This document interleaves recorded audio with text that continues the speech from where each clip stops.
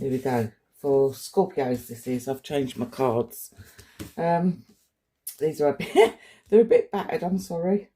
I've used these quite a lot. They're my Rider Waite cards. Right, this is the overview for Scorpio for March. Okay, I haven't looked at these. I've just put them out. I'm going to do the reveal now. Let's see what March holds for you. Okay. Just give me a second. So this is very much, looks like it's career orientated. Right, first week, we're going into March. We've got the Nine of Swords there. So you may have had trouble, or maybe having trouble sleeping. You're worrying about something. Something is causing you anxiety. Is playing on your mind. So that's where we are with the Nine of Swords. Now, we've got the Two of Swords there. That's saying that there's a decision that needs to be made, but you don't want to make it. You want to put your head in the sand. It's obviously, I'm sorry, I need to put these two together. It's obviously causing you issues there. All right, you're going through something and you need to make a decision. I don't think you quite know what that decision is yourself, because you've got, like I said, the Two of Swords is, she's blindfolded. She could take that blindfold off, but she doesn't want to. She doesn't want to see because she doesn't want to make decisions. She just wants to keep her head in the sand. This is not a good situation to keep going through. Okay, something will need to be sorted out. So your first half of March doesn't look that great. You do have on the third week of March the Two of Wands. Now that's saying that you will make the decision. I know you didn't want to, but you will make it. Because he's standing there, right? And he's saying, like, where you've been and what you've done, you know about that, obviously, and you're comfortable with it, or uncomfortable, as the Nine of Swords would suggest. But you're questioning whether the world out there, because he's got the world in his hand, if there's more for you, if there's something better out there for you. All right?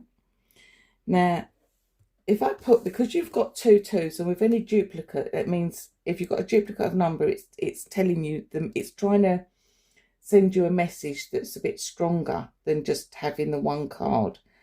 So that's, again, the emphasis is on decision making. One of these is saying, I don't want to make a decision. The other one is saying, now I'm ready to make a decision. Basically, when you put the two together, it's saying you haven't got all the information you need to make a decision. Okay, so you're going to need to find out what it is that's, I don't know what it is that's causing you this grief, right? Because that is the griefy card, the anxiety card. You're worried. There's a decision that needs to be made. You're not making it. You'll get to a stage where you accept that you need to make a decision, and you'll start saying to yourself, is there something out there that's better for me? I've got the Eight of Pentacles, the Eight of Coins. That's the work card, all right? So I think, because it doesn't give me any cups there, I don't think it's emotional. I've got the majority of sword cards, which is the mental communication, the thoughts. So it's mainly what you're thinking. I think it's something to do with work. I don't think you like where you're working at the minute. And I think you're wondering whether or not there's anything better for you outside. Now, if I put those two cards, the end card and the beginning card, together, again, that gives me an idea that it is work that you're actually worrying over, that you're stressing over. It's either that, or the Eight of Coins can also mean house renovations as well. It can mean you know, when you're needing to do up decorate a house, whether you're having an extension done, a driveway done, and it may be a case of that's causing you grief rather than actually where you work.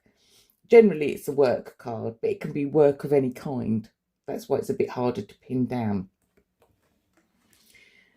And there's a decision, maybe that's giving you a bit of grief. There is a decision that you need to make. If I put these two together, it's almost like, well, if I don't look, then I'll just hide and it can continue doing what it's doing. that's not going to be any good. You can only do that for so long before you know you need to make a decision.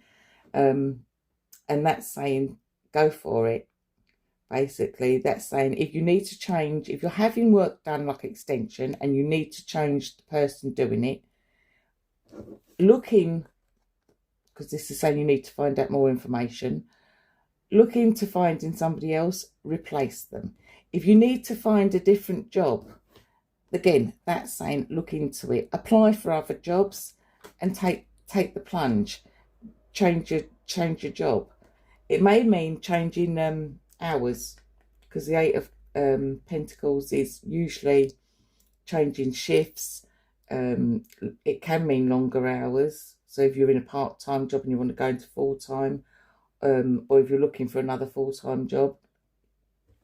But that's saying go for it. That's saying you will decide to, whatever it is, you're going to go for it. Okay, it needs to be changed. You need to take it because it's going to be better. It's going to be, well, it's got to be better than worrying and stressing over it and not knowing what to do, isn't it? So these are your cards I've got for March. Hopefully they make sense to you. Whatever's causing you grief at the beginning of March, by the time the end of March comes along, you'd have figured it out. And you need to do your little bit of research on it. You need to find out. But the changes that it will bring in by the end of March is going to be a lot better. And at least you won't be up all night not being able to sleep worrying about it. All right. So hopefully you'll like the reading that I've given you for March. If you do, please press the like button. And hopefully we'll see you back soon. Okay, thanks. Bye.